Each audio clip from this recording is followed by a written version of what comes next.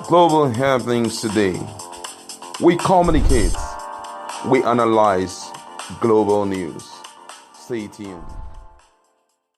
Hello, great people. Welcome back to Global Happenings. Today, we are so excited to have you again. It's no longer news that 6th of September is the final day for the judgment verdict for PEPT, respect to dismissal of Bola Tinubu as the winner of the February 25 presidential elections. While Nigerians are anxiously waiting, the parties involved have not ceased to hit the media to tell what their expectations are. Some are on the social media also expressing their hope that everything would turn out in their own favor. I'm going to take out time to, go through all of these, and I can assure you that even APC have something to say. If you check our feed, you get to hear the expectation of the president in respect to the forthcoming ruling. But first of all, let's start up with APC. What's their expectation before we go to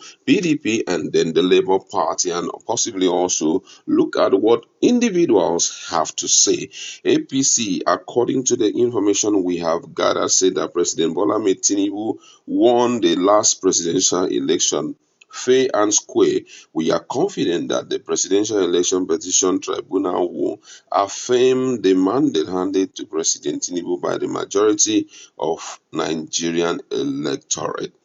Atiku Abubakar, who is a candidate of People Democratic Party, he's saying that the judgment should be based on the 1999 Constitution as amended. He said he expects nothing less but that justice should be served in the petition in line with the provision of the 1999 Constitution and Electoral Act 2022. According to the former vice president, while reacting to the announcement of the Wednesday as the judgment did, he said through his media advisor, Mr. Paul Ibe, that we expect that the PEPT will render justice in line with the 1999 Constitution as amended and all the other bodies of law that guided the election. Meanwhile, efforts to get the reaction of the national leadership of the PDP was not successful, as the National Publicity Secretary, Honorable Debo Ologunaba, neither answer his phone call nor respond to text messages sent to him, as at the time of filing this report for LP, the Labour Party, they expressed optimism that the judgment would be in their own favor. And this was said by the National Publicity Secretary of the party, Mr. Obiora Ifo. He disclosed that we are optimistic that the judgment would be in our favor and that all our prayers to the tribunal would be positive. Also, Connected Development Code, which is like an NGO, has urged Nigerians, especially the youth, to be law abiding and allow the judicial process to take its course. And let me quote exactly what the executive director of Code, Malam Hamza Lawal, said yesterday about it. He says, to me, every way is calm. There is no tension. There is no cause for alarm. In 2011, 2015, 2019, people who were aggrieved went to court. And there is no difference in 2023. One hopes that we should have a process free from political or from political interference, a process that is expected to be transparent and credible so that we can have a situation that the ballot rather than the judiciary would make pronouncement. I have confidence in the judiciary and we would continue to support the process. Also, let's look at what one of the spokesperson of Labour Party talking about Kenneth Okonkwo, and the lawyer says here that he went to London. Let me quote exact what he says. He had come to London on the 3rd of September before learning about the judgment of the PEPC on the 4th of September to be delivered on the 6th Certain things are unsettling to me. The court refused to televise the court proceeding where both lawyers and judges were interacting despite the application by the petitioners that the proceedings should be televised live. But surprisingly decided that the judgment should be televised live where only the judges are allowed to speak. This looked like changing the goalposts in the middle of the game. However, in God we trust. Whatever the outcome, the quest for a new Nigeria must continue until we realize it. We have reached a point of no return. A new Nigeria is possible. That was what he had to say. Nigerians have been reacting, and a lot of people have been talking about these same issues. Let's just go back to one of Nigeria's lawyer also who is overly interested in this case. He spoke up in an interview that was granted him.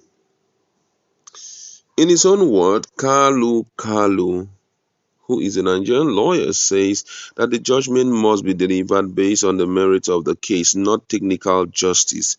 There is this maxim that justice must not only be done but seen to be done. It's all about substantial justice as against the technical justice. Once the election tribunal handling the petition deliver its judgment on merit, everybody will be happy, not on technicality.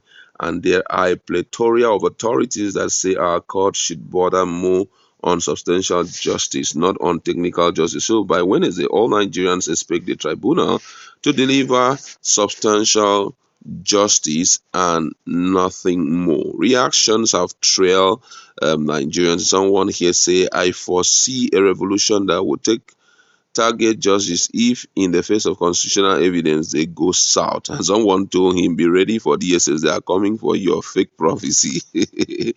Another person here reacting to it said, let's all wait and see what will happen on the D-Day, because what Nigerians are looking for is good governance and not any particular state. I don't understand. This one said, this is a charge and bail lawyer. There is no judgment in court in which the two parties are happy unless they are told to go and settle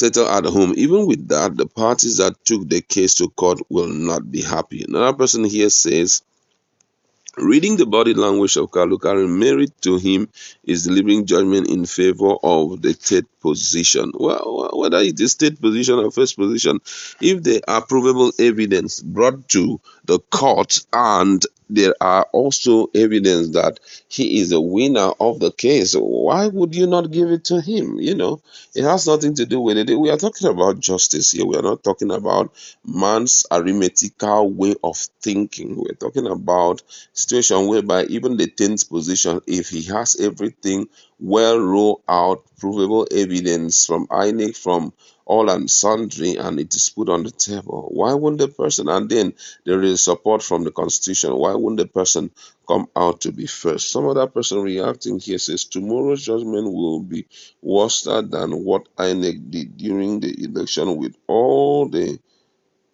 warning coming from different parties. My brother, they have gathered again. This one said the only people that will be happy is when the tribunal say Labour Party won the election. If the tribunal say Atiku, the PDP won the election, members of PDP will be happy. And if they say it is for APC will be happy. So it depends on who they will declare. That is how the happiness will rotate. So many reactions, but I'd like to leave you there. What do you think will happen on the 6th of September?